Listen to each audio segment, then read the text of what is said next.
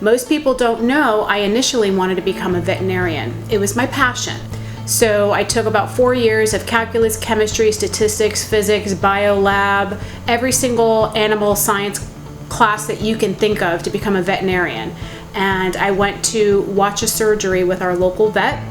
The doggie was having stomach surgery, was on a respirator, tied down, iodine on the stomach shaved, and even before the veterinarian could make the incision, I passed out. Fainted, don't remember much of that episode other than hysterical crying saying, I don't think I'm gonna be a veterinarian. I changed my major my last year of college, changed it to sociology because I knew that that would give me a good grasp of understanding people and culture and to go to law school. I pulled a 4.0 in my major, got the Michael Hoffman Award at the University of Florida for the top sociology student in the entire school, and I said, that's it, I'm going to law school. Packed up my bare necessities, drove to Los Angeles, California in a matter of 2 weeks, and decided that I was going to Southwestern University School of Law in Los Angeles to become an entertainment law attorney. My criminal law professor was Christopher Darden. He was the lead prosecutor in the O.J. Simpson trial. I had a passion for criminal law. I pulled straight A's, the A+ in the entire class for criminal law. I became the chair of the honors program for doing trials. It was called ITAP at the time. And I figured I'm going to become a prosecutor, a criminal prosecutor, and this is my passion, and I'm going to be doing trials. I interned for Christopher Darden for a little bit, and I got my California bar in 2001.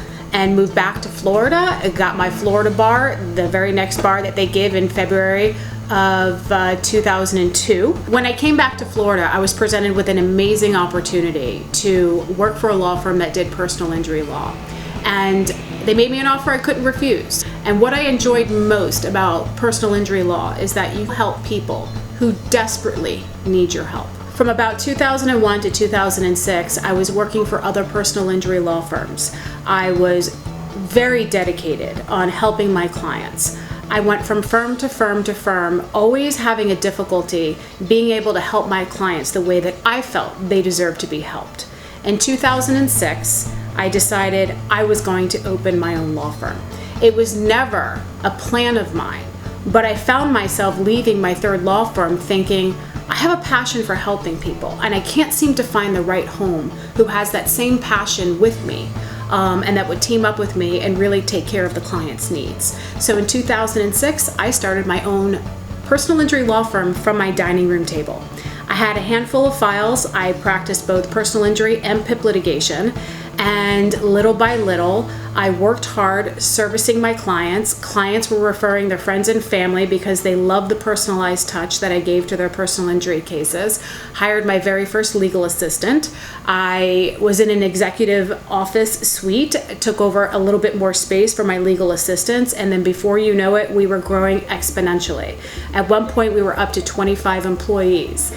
And what I am most proud of, especially being in this industry and personal injury law, that every single client that we have gained, every single client who has retained us is through legal means. I am against ambulance chasing.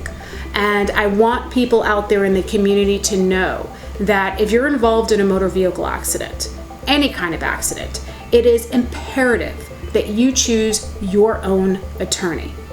After a car accident, you may get approached by tow truck drivers who appear to be very trusting, nice, want to help you with their issues. They may try to refer you to a personal injury attorney. Unbeknownst to you, many, if I should say most of these tow truck drivers who actually care if you're getting legal representation, it's because they're most likely getting an illegal kickback from a middleman or from another personal injury attorney to bring you to their firm. Additionally, if you're at the hospital seeking medical care following a motor vehicle accident and you get approached by hospital personnel who only care whether or not you have legal representation, there is also a good chance that they're going to be selling you to the highest bidder.